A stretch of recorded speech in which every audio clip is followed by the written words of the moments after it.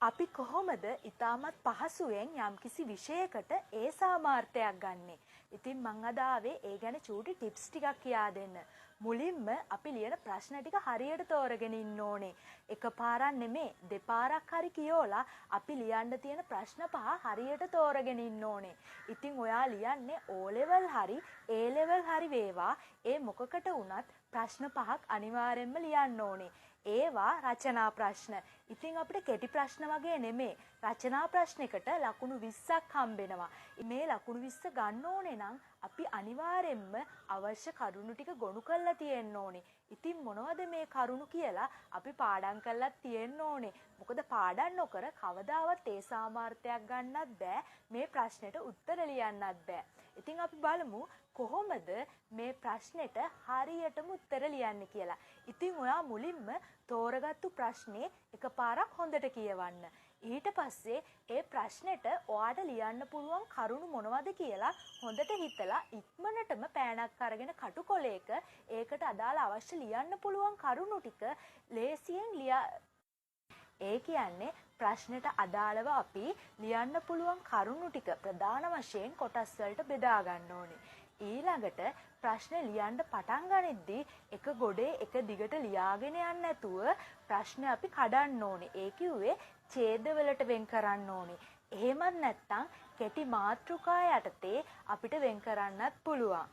ඒ වගේම ඊළඟ කරුණ තමයි අපේ අත්තකුරු පැහැදිලි වෙන්න ඕනේ.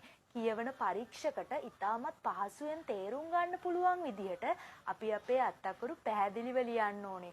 එතකොට ඒ බලන කෙනාට අපි ගැන අවබෝධයක් වගේම පැහැදීමක් ඇති වෙනවා.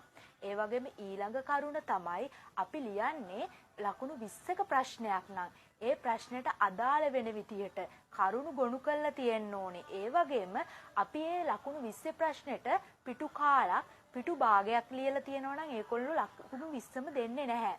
ඒ නිසා අනිවාර්යෙන්ම අපි ඒ අවශ්‍ය කරුණු ටික හරියට ගොනු කරලා ලියලා තිබ්බොත් අපිට අනිවාර්යෙන්ම මේ ප්‍රශ්නෙට ලකුණු 20ම ගන්න පුළුවන්.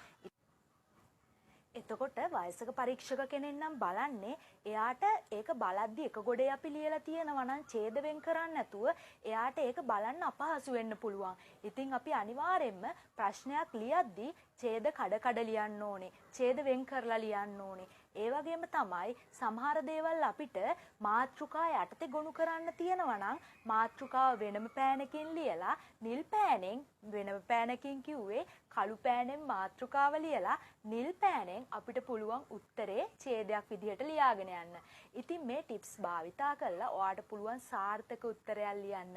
ඒ වගේම සාර්ථක උත්තර 5කින් ඒ වගේම ප්‍රශ්න 5කට උත්තර ලියලා ඔයාලට පුළුවන් ඒ සාමාර්ථයක් ගන්න. ඒකට හොඳට පාඩම් කරන්නත් ඕනේ. ප්‍රශ්න වලට අපි බොරු ලිව්වා කියලා උත්තර බලන පරීක්ෂක අපිට ලකුණු දෙන්නේ නෑනේ. ඒ හින්දා අනිවාර්යෙන්ම අපි ලියද්දි හරි උත්තර ලියන්න ඕනේ. ඒකට හොඳට පාඩම් කරලා තියෙන්න ඕනේ.